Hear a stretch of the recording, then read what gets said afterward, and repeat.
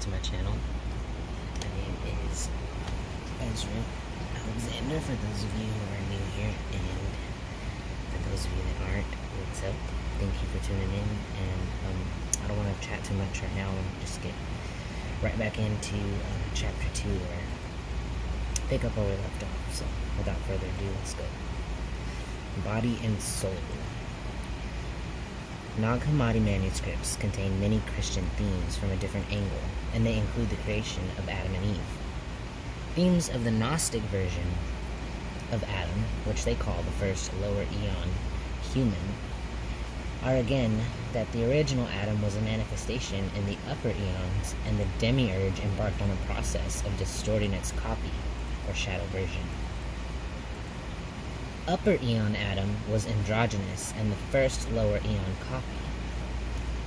But the demiurge divided that blueprint into male and female, and this is where the story of Adam and Eve comes in. Gnostics say the demiurge and Archons are also androgynous, and they were born androgynous, consistent with the immortal pattern that existed before them. Origin of the World manuscript. The Apocryphon of John says, quote, "When all the authorities and the chief Archon, aka the demiurge, looked, they saw the form of the image in the water," the upper eons. "And he said to the authorities which attend him, Come, let us create a man according to the image of God, and according to our likeness, that his image may become a light for us. He created a being according to the likeness of the first perfect man."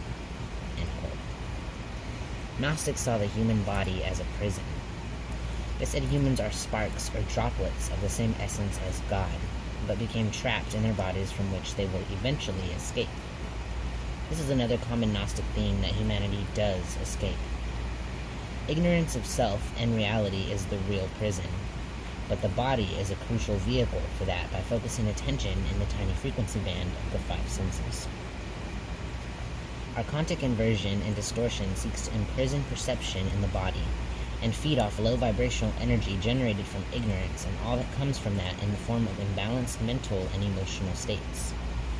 Ignorance about the true nature of self and reality leads to fear, anxiety, psychopathy, depression, war, conflict, and other violence. Entrapped awareness must not be allowed to know itself. It must believe only in a fake self or phantom self, and self-identify only with its five sense labels. Eternal spirit, an emanation of infinite awareness and awareness of itself, experiences the lower eons through the soul/body. Gnostics say soul and spirit are not the same thing, and that's in line with my own perspective. Spirit is the true, eternal self, the infinite I, or one, while the soul is mind, a bad copy version of spirit.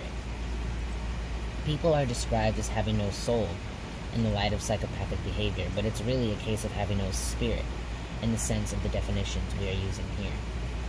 Soul is a lower eon vehicle to entice expressions of spirit to enter these energetic densities, and it is soul that incarnates by decoding holographic forms within visible light. Soul is as much a trap in its own way as the body itself. Lower eons of soul are what many near-death experiencers are observing when they withdraw from five-sense awareness. It can seem beautiful and unified because, after all, it is a copy of something beautiful and unified. But is it really the true source of everything? Or just a copy in the shadow? Lower eons are bad copies of upper eons, and that doesn't mean, by definition, that they are all horrible in every expression. Look at the lovely things that still happen in human society and the beauty that still remains. How many souls think they are in upper eon heaven when they are still in a lower eon trap? Deception by illusion often requires a nice illusion to be most effective and enslaving, making them love their servitude, as Brave New World author Aldous Huxley described it. Most psychics and mediums are connecting with the lower eons of soul, and only a relative few of the upper eons of spirit, where real enlightenment can be communicated. When a stage psychic says, "I've got to marry," anyone know a Mary? They are connecting with the Archontic realms of soul, or mind, and those sources can at best have a limited level of out there understanding. Counterfeit spirit. If our sense of self and reality is dictated by soul/mind, we lose touch with spirit and become under the control of the Archontic realm, whether soul is incarnate or not. Gnostics told how Archons and demons developed a counterfeit spirit to lead humanity astray through deception. They created a counterfeit spirit who resembles the spirit who had descended, so as to pollute the souls through it. It's in the Apocryphon of John, by the way. What we call different races are different information-encoded energetic fields that experience reality in different ways. I'm going to repeat that because all these race wars are ridiculous. What we call different races are different information-encoded energetic fields that experience reality in different ways. Perception and so behavior result from this decoded sense of reality. Human races look different because they have different genetic origins relating to different extraterrestrial races, but the counterfeit spirit was used to target all of them by infesting and manipulating the perceptions of body-mind/soul when disconnected from spirit. The specific role of what Gnostics called the counterfeit spirit is to isolate body-mind/soul from upper eon spirit.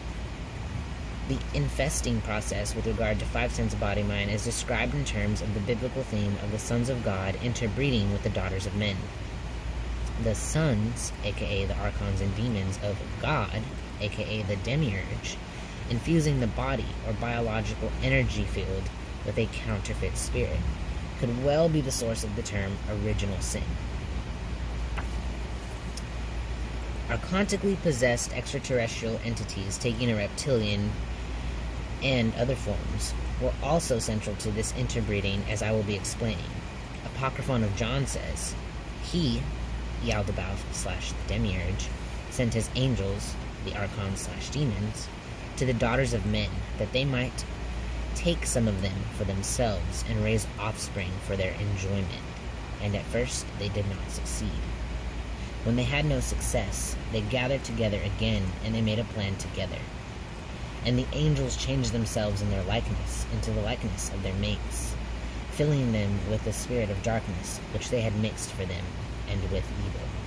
And they took women and begot children out of the darkness, according to the likeness of their spirit. End quote. This theme appears in another form in the Old Testament. The Nag Hammadi Gospel of Philip tells of this demonic possession. Quote, the forms of evil spirit include male ones and female ones. The males are they which unite with the souls which inhabit a female form. The treacherous men, demons, when they see a beautiful woman sitting alone, persuade her and compel her, wishing to defile her. End quote. Apocryphon of John describes how sexual desire was planted to allow the counterfeit spirit to constantly make copies of itself. And he, Yaldabaoth, planted sexual desire in her who belongs to Adam, and he produced through intercourse the copies of the bodies, and he inspired them with his counterfeit spirit. The energetic distortion feeds off low vibrational sexual energy, and this explains so much about human society. The whole point of body/soul is to trap our perceptions and limitations and illusions, and to block the influence of spirit with a capital S, infinite awareness, and imprison us in the lower eons by a self-identity with a body, or at least soul. This is the tomb of the newly formed body with which the robbers had clothed the man, the robbers being the Archons and demons, the bond of forgetfulness, and he became a mortal man. Again, the Apocryphon of John. Human bodies are described as fences for light, which fence off body-mind awareness from expanded awareness and make the body a prison. The Apocryphon of John says, and I entered into the midst of their prison, which is the prison of the body. And I said, he who hears, let him get up from the deep sleep. And I said, I am of the pure light. Arise and follow your route, which is I, expanded awareness. And guard yourself against the angels of poverty, the Archons, and the demons of chaos, and all those who ensnare you. And beware of the deep sleep and the enclosure of the inside of Hades. End quote. You can symbolize this process as isolating a computer, body-mind, from the person with the mouse and keyboard, expanded awareness, and a virus, counterfeit spirit, taking over all decision-making. Mass human control is founded upon disconnecting body-mind from the influence of expanded awareness beyond the bad copy. This can be accurately symbolized as disconnecting a computer from the operator. When we retain the connection with spirit, capital S, and repel the Archontic virus, we are in this world in terms of our five sense interactions, but not of this world when it comes to perceiving reality. When we break free of perception control by the Archontic illusion, we reconnect with the influence and awareness of our true and infinite self. The world then looks very different. Once that perceptual link is lost, five-sense reality can appear to be all there is and all that we are. Apocryphon of John describes how Archons beguiled humanity into temptation so they would not remember their immovable paranoia or true self beyond the illusion, the infinite self. Gnostics often refer to the body as a garment within which spirit, capital S, is clothed. But first you must rip off the tunic that you wear, the garment of ignorance, the foundation of vice, the bonds of corruption, the dark cage, the living death, the portable tomb. Corpus Hermeticum. Volume 7, Chapter 2. The term body includes soul, capital S, from which the physical body is holographically decoded. Gnostic manuscripts say the body is a vessel designed for perception control, aka ignorance, and is both owned by the Archons and influenced by them in terms of its mental and emotional states, as well as hunger, desire, illness, etc. Unless this is overridden by expanding our awareness and self-identity into spirit, capital S, which can then infuse itself into body/soul and change everything. Apocryphon of John explains the consequences of Archon-induced ignorance, quote, "And they steered the people who had followed them into great troubles, by leading them astray with many deceptions. They, the people, became old without having enjoyment. They died not having found truth, and without knowing the God of truth. And thus the whole creation became enslaved forever, from the foundation of the world until now. And they took women and begot children out of the darkness, according to the likeness of their spirit.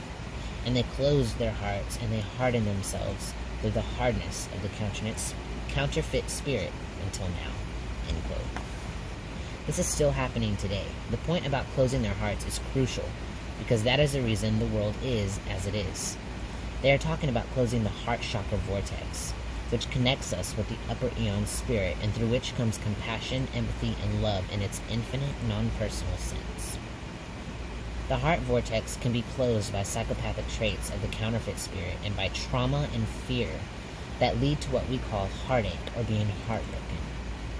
Hatred closes the heart quicker than anything, which is why people full of hate are referred to as heartless.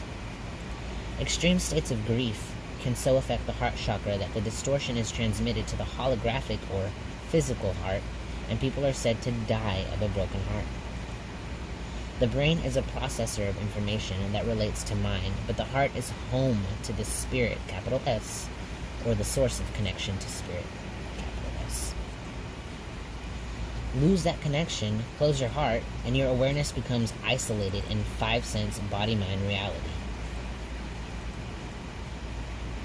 Body-mind that retains a connection to infinite awareness is in this world, but not of it. Body-mind without that connection is in this world and of it. What does your head tell you? What does your heart tell you? These are questions that people are often asked, and the subsequent answers are rarely the same because head and heart are connected with very different states of awareness. The Institute of Heart Math in the United States has pioneered research into the dimensional nature of the heart vortex, or chakra, and established that the heart generates the body's most powerful electromagnetic field. The heart, y'all. The heart. More nerves go from the heart to the brain than go the other way, and the heart has around 40,000 brain-like neurons and neurotransmitters. The heart. This is the heart brain, from where comes innate intelligence, rather than the much inferior intellectual brain intelligence. The brain thinks, but the heart knows.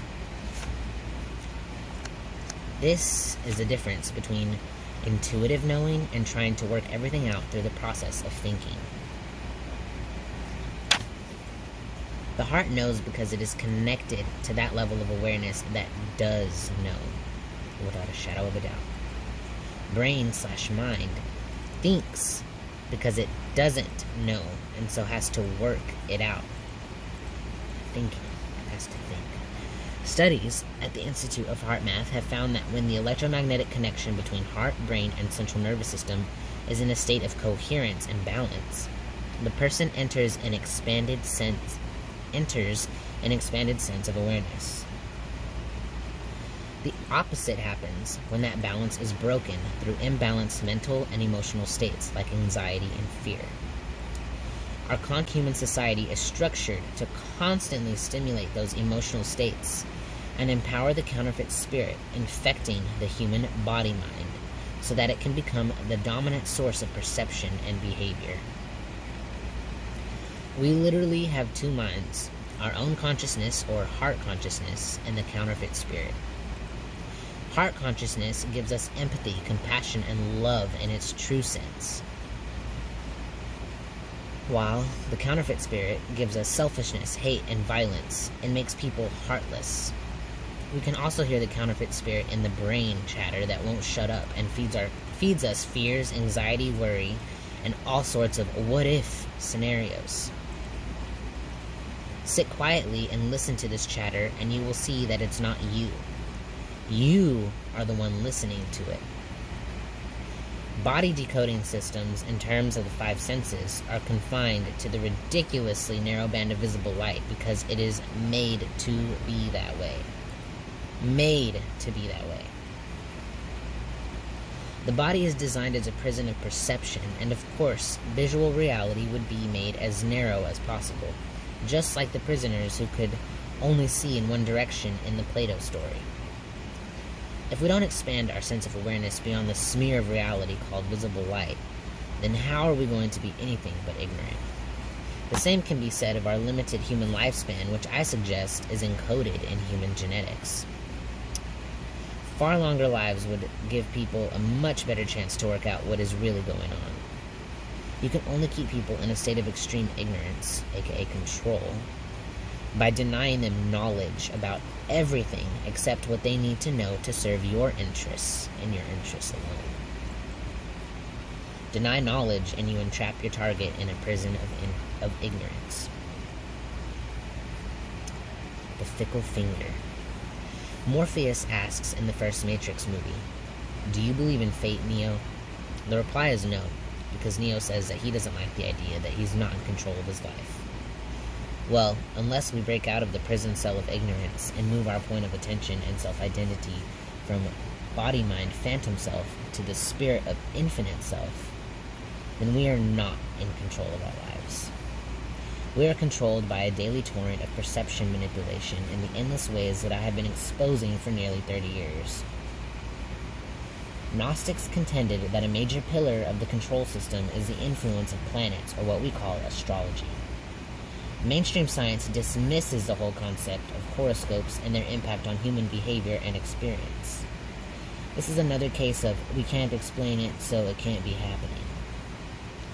Astrology is happening and is used to influence perceptions and fate, and I have met a number of astrologers around the world retained by global corporate CEOs to advise them on the best period to launch a product or a takeover bid. The same CEOs would publicly deny a belief in astrology while knowing that the effect is real. Astrology can be easily explained because planetary bodies and stars are holographic representations of cosmic forces. Everything is awareness and information, and everything must include planets and stars. Beyond the frequency band of the five senses, where we perceive them as physical, they are energetic information/awareness fields interacting with the cosmic internet. This energetic information exchange affects both cosmic fields and planetary fields. When planets are in certain relationships to each other, which astrologers call conjunctions, trines, squares, and so on, the collective impact on the cosmic field is even more powerful. Planets and stars are information fields constantly influencing the cosmic field with which we interact. Humanity is also interacting with this field, and when it changes, we are affected and potentially influenced. The point that we enter the human life cycle, birth, or some say conception, decides what that effect will be because we are imprinted with the information state of the cosmic field as it is at that moment. When I was born on April 29, 1952, I absorbed a snapshot of the collective field that was different to those who enter at another point in the cycle. Astrological movements throughout our lives therefore affect us differently according to our own unique astrological blueprint. The holographic nature of our reality also means that we are ourselves a mini solar system or universe on the principle of as above, so below, and the inner and outer are constantly exchanging information.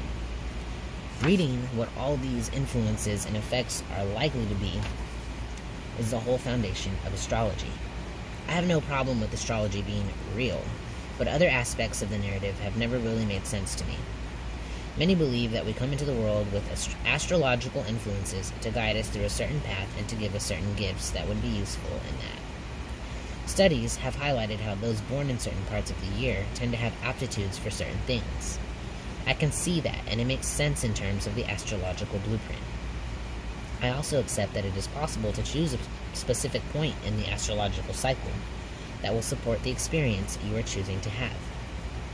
What has made me doubt aspects of conventional astrology is that it has been closely tied to the belief that we must have endless incarnations to learn lessons and spiritually evolve. Many advocates believe that astrological influence takes us in particular directions for particular experiences to help us achieve this. I don't agree. I say that astrological influences on human perception, behavior, and experience are, while real, a major part of the Archontic trap. I was fascinated to see when I came across the Nag Hammadi manuscripts that Gnostics felt the same way, and they told how Archons were connected to the astrological cycle of the zodiac. Fate is really an energetic tramline pushing us in certain directions by influencing patterns of mind and perception, unless we come from the perspective and self-identity of upper eon spirit/awareness that can override astrological impacts when they don't serve our best interests. Gnostic texts say that Archons instigated the system of fate to entrap what I call the body/soul in the lower eons of demiurgic reality. I say body-soul because at the waveform level, astrological influences also impact on soul. Our holographic realm only reflects that impact. Astrology is also profoundly connected to time, which is a foundation pillar of the Archontic control system. Widespread beliefs in cycles of time passing through different ages or epochs are expressions of this cycle of fate. They include the Yuga cycles of Eastern religions and time cycles of the Mayans in Central America. Repeating experiences that we perceive to be moving forward into the future is really going round and round in what I call the time loop. See my book, Tales from the Time Loop. Humans are going round and round in a time loop while believing they are going forward from past through present to future. This loop has been depicted in terms of a Mobius strip, I don't know how to pronounce that, which is a continuous but twisted one-sided surface that means you could walk the whole way around thinking you were getting somewhere, but only come back to the start. I would also describe the time loop as a standing wave or stationary wave oscillating on the spot, and the Mobius strip has been equated to the nature of the scalar field with its continuity and timeless state.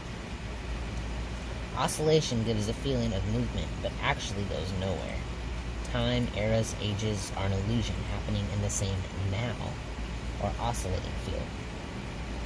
Archontic time connects reincarnation cycles, astrological cycles, and the 26,000-year precessional cycle. The latter is explained by the wobble of the Earth under gravitational influence from the Sun and Moon, causing the planet to change the orientation of its axis to point to different zodiac signs, or different segments of the heavens. Together, they form an interconnected loop of apparently moving forward time that has actually taken us nowhere within the same oscillating stationary field. The sequence only appears to be moving forward in time to entrap humanity in a perceptual prison cell, and the wobble story is only as it appears to be from the perspective of holographic reality. The Nag Hammadi Apocryphon of John highlights the role of fate in time. Quote, "And bitter fate was begotten through them, which is the last of the changeable bonds. For from that fate came forth every sin and injustice and blasphemy, and the chain of forgetfulness and ignorance. And thus the whole creation was made blind, in order that they may not know God, who was above all of them. And because of the chain of forgetfulness, their sins were hidden, for they are bound with measures and times and moments, since it, fate, is Lord over everything." End quote. Time is a frontline influence in astrological fate. Saturn is said to be the god of time and happens to be a planet, a sun, in truth, that I have written a great deal about with regard to its role in the digital holographic simulation that we call the world. The Archontic control system of fate, predestined experience in a gigantic computer program, is also related to the concept of karma, which is defined as the sum of a person's actions in this and previous states of existence, deciding their fate in future existences. Karma binds the soul to the reincarnation cycle, aka prison, through the Archontic law of cause and effect, which is written into the computer program. Saturn is again labeled the Lord of Karma. All roads lead to Saturn, as we shall see. Why Saturn is so important to this illusory cycle of fate and time, which dictates the destiny of entrapped humanity, will become clear. In short, set aside all the symbolism employed in Gnostic writings, and the descriptions that relate only to the societies for which they were written, and the repeating concepts, both ancient and modern, come into focus. A state of infinite awareness and awareness of itself is the source of all that is. Infinite imagination brought forth expressions or emanations of itself, which had the gift of creation through their connection to infinite awareness. Realms of reality and awareness emerged of incredible awareness. Realms of reality and awareness emerged of incredible beauty, bliss, love, and harmony. Realms of watery light that is so powerful there are no shadows. These are the upper eons of Gnostic belief. There then came an error instigated by imbalanced thought or perception, which brought the demiurgic distortion into manifestation. This is not an entity with arms and legs, but a state of inverted, distorted, and chaotic awareness, which believed at first that it was all that existed and creator of all it could perceive.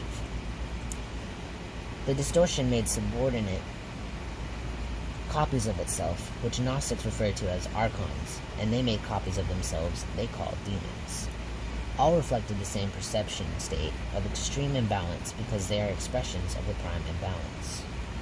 Demiurge insanity became collective Archontic and demonic insanity. This is a state of being that we know as evil, which comes from extreme ignorance and the absence of love, empathy, and compassion. The word evil in English is the reverse of live, and everything about the demiurge is an inversion of the source, capital S, of all, capital A. Satanists and those in the inner circles of secret societies who worship the demiurge and its perceptual copies and possessed agents are for this reason a collective death cult, which represents an inversion of life. Death and decay are energetic frequencies that the Archontic force can absorb as sustenance and power. The more death, decay, hatred, violence, and fear they can generate, the more empowered they are. Inverted shadows, reflecting from the upper eons as energetic information became in the lower eons, fashioned from an inferior form of light to the watery light Gnostics described in the higher realms. This inferior version is electromagnetic or radiation light, the luminous fire that Gnostics described, and the let there be light in the biblical creation story. So watery light is infinite awareness and awareness of itself.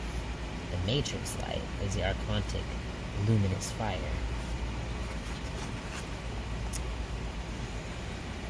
Or rather, the creation of the matrix simulation In terms of power and creativity, Archon light is as a light bulb is to the sun compared with infinite light.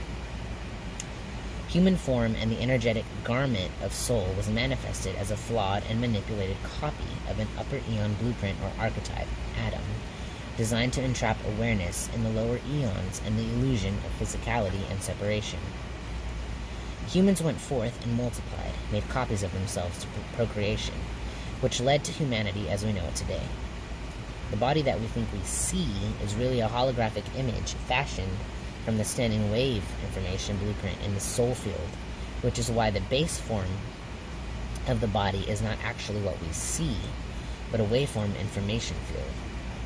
Our true self is and has always been upper eon spirit, and what we experience is a shadow or illusory self.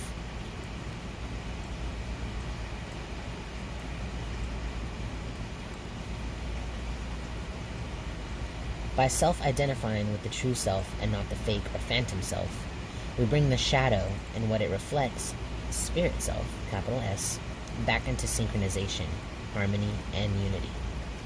When spirit, capital S, and shadow merge, we are out of here through the ring past not. The demiurgic distortion and its copies have no connection to source in the way that humans potentially do, and so are blocked from its limitless creative potential. Archon creation comes from manipulating what is already manifested as shadow reflections of the upper eons. Without a connection to source, they have no limitless supply of energetic power and sustenance. They have to overcome that by trawling and vampiring the energy of their imprisoned awareness, not only humans, but other forms and soul fields within the lower eons. It is not only humans who are trapped. To maintain this perceptual prison, the Archontic distortion must maintain humanity in ongoing ignorance of reality. Lower eons at frequency bands beyond visible light and dense matter have some extremely unpleasant aspects, but also others which are inferior copies of the upper eons that out-of-body awareness can mistake for a beautiful, blissful heaven, when it is only a lower eon copy of the real thing. Look around at human society today, and throughout what we call history, and you'll see how the lackeys and servants of the Archontic force, the authorities, oversee a system designed from its foundations to keep us in ignorance of almost everything. Religion, politics, media, science, medicine, and the rest of them are all Archontic firewalls to the knowledge or gnosis that we need to escape this gigantic deception. All but a tiny few within those institutions are themselves so consumed by the illusion that they have no idea what they are helping every day to impose on humanity, themselves, and their own families. I'm going to stop there. The next section is truth vibrations, so that seems like a good stopping point. But, if you like this video, please be sure to give it a thumbs up and share it with those you may think find this stuff interesting, or if you're a huge David Icke fan, let me know, because I do have another one of his books that I plan on reading. Thanks for tuning in, and if you haven't, and so check out the other chapters, the other chapter to this book and the other sections, because it kind of builds on each other. So if you don't know what some of the stuff he's talking about right now, this is the first time you've peeped the channel, then I strongly suggest going back and listening to it in order, kind of like you would read a book, but your life, you do you. Without further ado, I'm gonna go. Y'all have a good rest of your day.